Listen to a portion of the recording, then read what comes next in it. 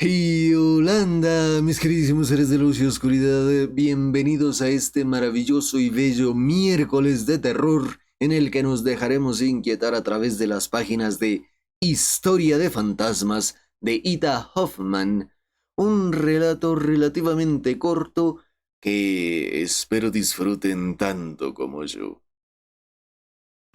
Historia de Fantasmas de Ida Hoffman. Cipriano se levantó y comenzó a pasear, según era su costumbre. Como siempre que estaba abrumado por algún suceso importante y trataba de expresarse con cierto orden, y recorrió la habitación de un lado a otro. Los amigos sonrieron sin decir palabra. Se podía leer en sus miradas. ¡Qué cosa tan fabulosa vamos a oír! Por fin Cipriano se sentó y empezó a hablar. Ya saben que hace tiempo, después de la última campaña, me hallaba en las propiedades del coronel de P. El coronel era un hombre alegre y divertido. Su esposa, en cambio, era la personificación de la tranquilidad y la ingenuidad. Mientras residía allí, el hijo del coronel se encontraba en la armada, de manera que la familia estaba formada por el matrimonio. 2 hijas y una francesita que trabajaba con el cargo de algo así como una gobernanta. A pesar de estar ambas jóvenes fuera de la edad de poder ser gobernadas. La mayor era tan alegre y tan dinámica que rozaba el desenfreno. No carente de cierto espíritu, porque era incapaz de dar 5 pasos sin bailar 3 contradanzas. Saltaba de un tema a otro en cualquier conversación y era infatigable. Yo mismo pude comprobar cómo en el escaso intervalo de 10 minutos podía hacer calceta, leer, cantar, bailar y llorar en un pobre primo que había quedado en el campo de batalla. Y todavía con lágrimas en los ojos emitió una sonora carcajada al ver cómo, sin querer, la francesita echó la dosis de rapé en el hocico del faldero, que enseguida se puso a estornudar. Y la vieja comenzó a lamentarse. Ah, che fatalita. Ah, carino por verino. Acostumbrada a hablar al mencionado faldero, solo en italiano porque era natural de Padua. Por todo lo demás, la señorita era la rubia más agradable que podía imaginarse, y la habilidad y la gracia estaban presentes en todos sus raros caprichos, de manera que ejercía una irresistible fascinación sin pretenderlo. Su hermana más joven, llamada Adelgunda, era el ejemplo contrario. No seré capaz de encontrar palabras para expresarles el maravilloso efecto que causó en mí esa criatura cuando la vi por primera vez. Imagínense la figura más bella y el rostro más hermoso, aunque una mortal palidez envolvía sus mejillas. Y su cuerpo se movía con suavidad, despacio, con un andar acompasado. Y cuando apenas musitaba una palabra que emanaba de sus labios entreabiertos y resonaba en la enorme sala, uno se sentía estremecido por un temor fantasmagórico. Me sobrepuse enseguida a esa sensación de terror y, al poder conversar con esa señorita tan reservada, llegué a la conclusión de que lo extraño y fantasmagórico solo residía en su aspecto, que no permitía entrever nada de su interior. De lo poco que hablaba la joven se podía adivinar una dulce feminidad, un enorme sentido común y un afable carácter. No había rastro de ninguna tensión, y su dolorida sonrisa y su mirada llena de lágrimas no eran síntoma de ninguna enfermedad física que pudiese influenciar el temperamento de esta criatura deliciosa.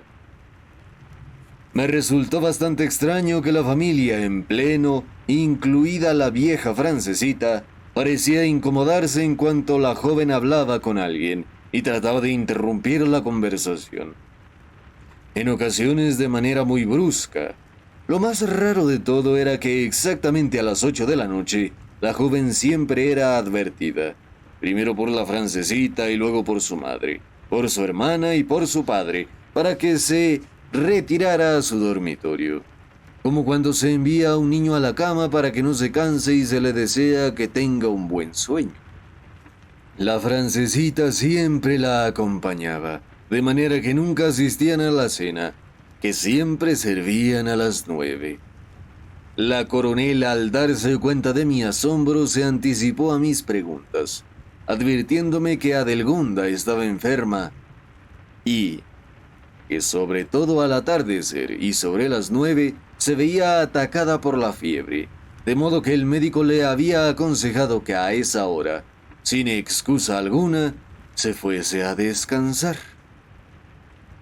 Yo siempre sospeché que existían otros motivos, aunque no tenían la menor idea de cuáles eran. No he conocido hasta hoy la terrible relación de hechos y acontecimientos que de un modo tan atroz destruyó la feliz convivencia de esta pequeña familia. Adelgunda era la más alegre y más jovial criatura que pueda conocerse. Celebraban sus 14 cumpleaños e invitaron para jugar a unas amigas suyas. Se encontraban sentadas en un bello y pequeño bosque del jardín del palacio, y bromeaban y reían, sin percatarse de que iba obscureciendo cada vez más, que las brisas de julio comenzaban a soplar y que se acababa la diversión. En la sobrenatural penumbra del atardecer, empezaron a bailar danzas extrañas, intentando fingir que eran elfos y ágiles duendes. «¡Oídme!», les gritó Adelgunda cuando por fin se hizo de noche en el bosque. «¡Oídme, chicas! Ahora voy a aparecerme como la mujer vestida de blanco, de la que tantas historias nos han contado, tan el viejo jardinero que ya murió. Pero tenéis que venir conmigo al final del jardín, donde se encuentra el muro». Y en cuanto dijo esto, se cubrió con su blanco chal y se deslizó con ligereza entre el follaje. Y las niñas comenzaron a correr detrás de ella entre risas y bromas. Pero nada más llegar, Adelgunda, al arco medio caído, se quedó petrificada y todos sus miembros se paralizaron. En ese momento el reloj del palacio tocó las 9. «¿No veis?», exclamó entonces Adelgunda con un tono apagado y sepulcral, síntoma del mayor pánico. «¿No veis nada? Esa figura que está justo delante de mí. Jesús, alarga su mano hacia mí. ¿Es que no la veis?».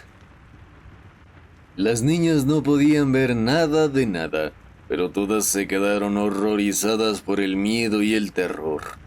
Comenzaron a correr hasta que una de ellas, la más valiente, saltó hacia Adelgunda y trató de cogerla entre sus brazos. Pero en ese mismo instante, Adelgunda se desvaneció como si estuviese muerta.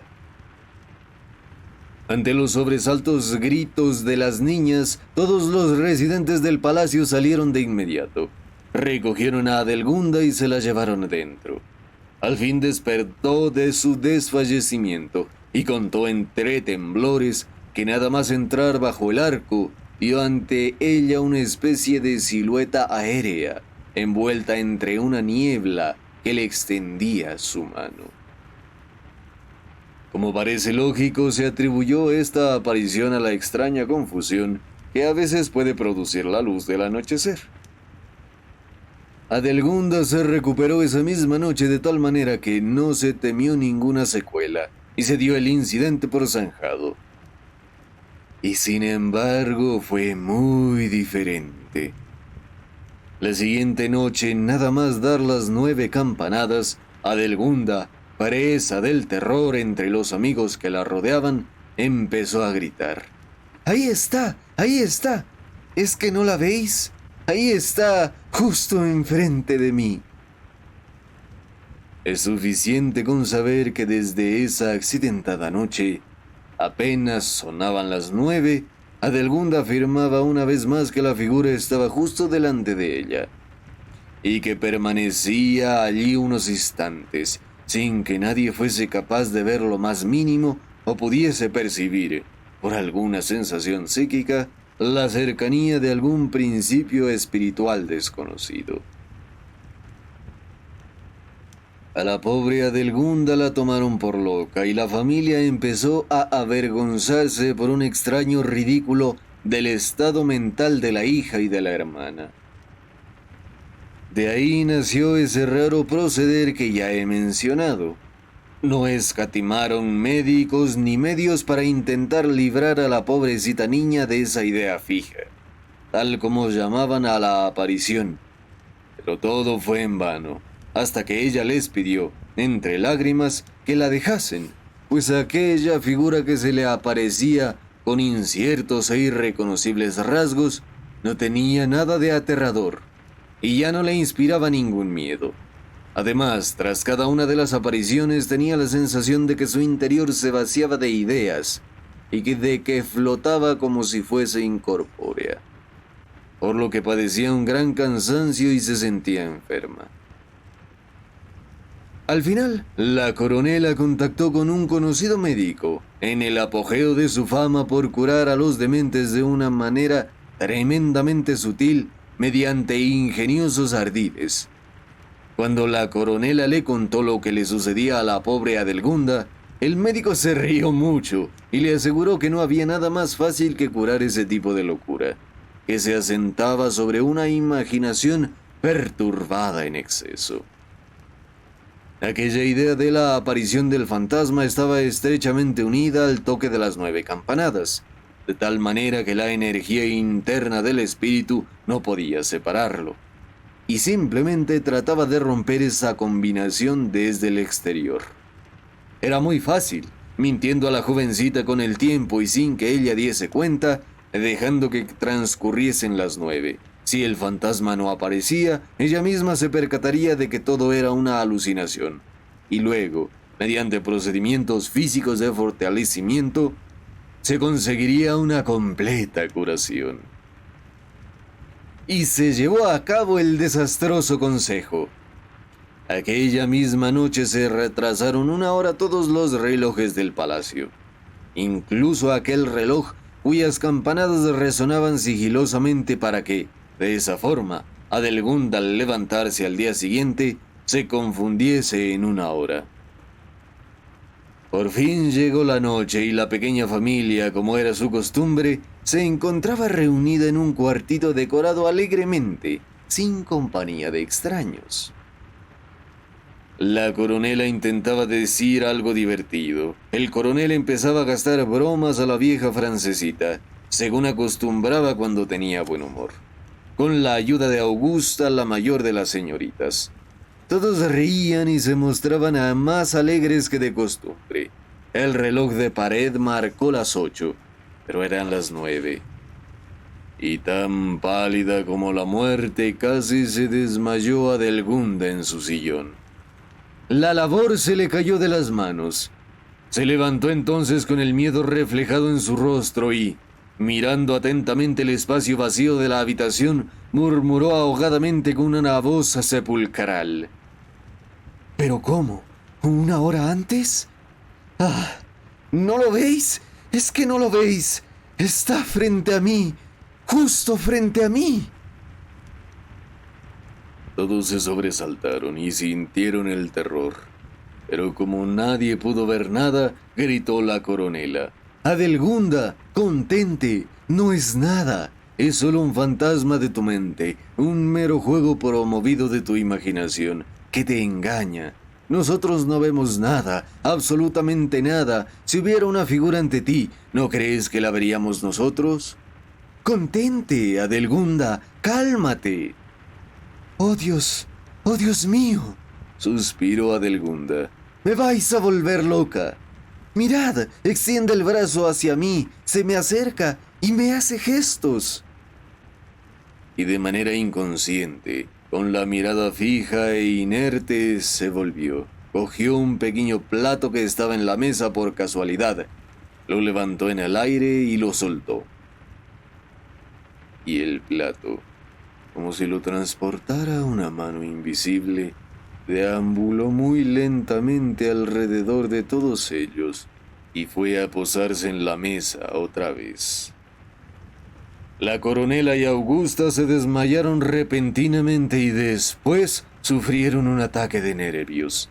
El coronel se repuso, pero en su aspecto trastornado podía adivinarse el efecto profundo e intenso que le produjo aquel fenómeno inexplicable.